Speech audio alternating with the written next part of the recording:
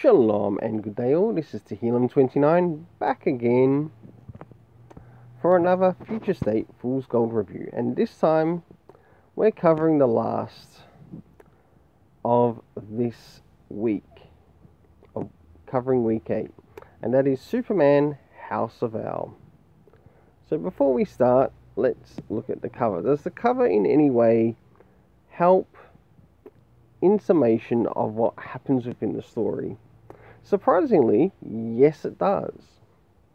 So before we move on to the rating for the art, including how much I think it's worth for the cover, let's move into the internal art, starting at the beginning. Now this is some of the art at the beginning, which is really nice. I'll now move towards the middle. I must say the consistency of this art was really good, and it came out with an okay story in it as well. So, time to move towards the end. I must admit the consistency in this was really good, to which I'll now give the rating for the cover and the internal art. Now, just a quick look in regards to the currency conversion, which is $5.99, and that converted over to Australian dollars is $10.75. How much of it does it make back? So for the cover, what rating did I give it, and how much do I think it's worth? For the cover, I gave it a 7 out of 10. I think the artist did a really good job in trying to encompass every character that was going to make an appearance in this, and it really did come across quite well, including a bit of the spoiler towards the end, which was really good. To which I gave the cover 7 out of 10, to which I believe it's worth $1.50. Surprisingly, it didn't get an 8, but I can gather that the artist did what they could with what they had. Now, moving into the internal art, I also gave it 7 out of 10, to which I believe it was worth $1.50. But what about the story?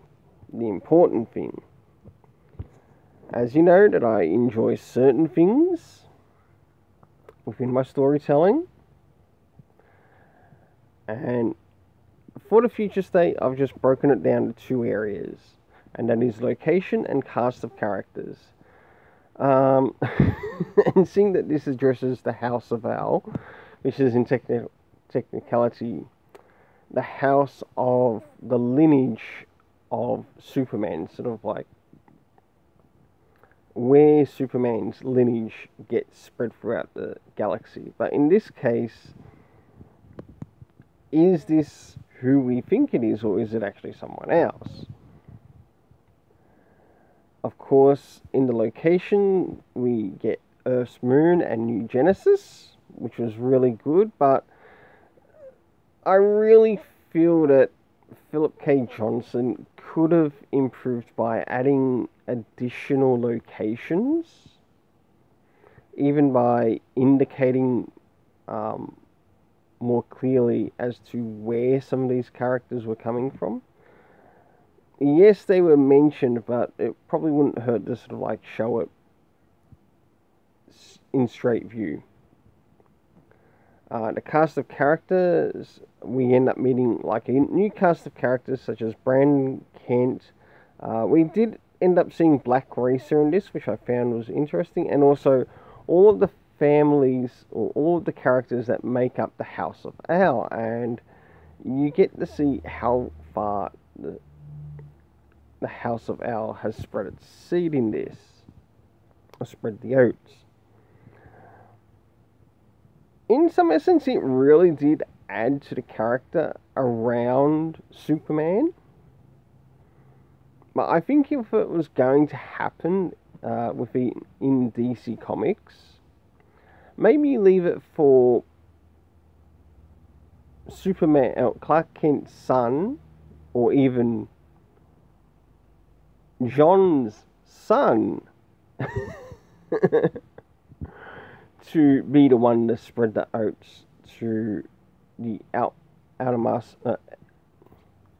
the outer parts of the DC universe, whether it's in Themyscira, Mongol, the world of Mongol, the list continues.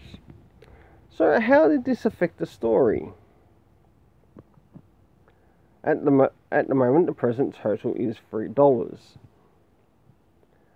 So, what rating did I give the story? I gave the story 5 out of 10. It felt a little bit mediocre in some parts, but I really enjoyed the art. The art was the big winner in this. Nothing more, nothing less. To which I believe the story is worth about $1, giving an overall total of $4. Well, that's all for today for DC Future State Fool's Gold reviews. So please don't forget to hit the like, share, subscribe, hit the notification bell. Until then, let's keep it colourful. If you've now made it towards the end of the video, have yourself an awesome day.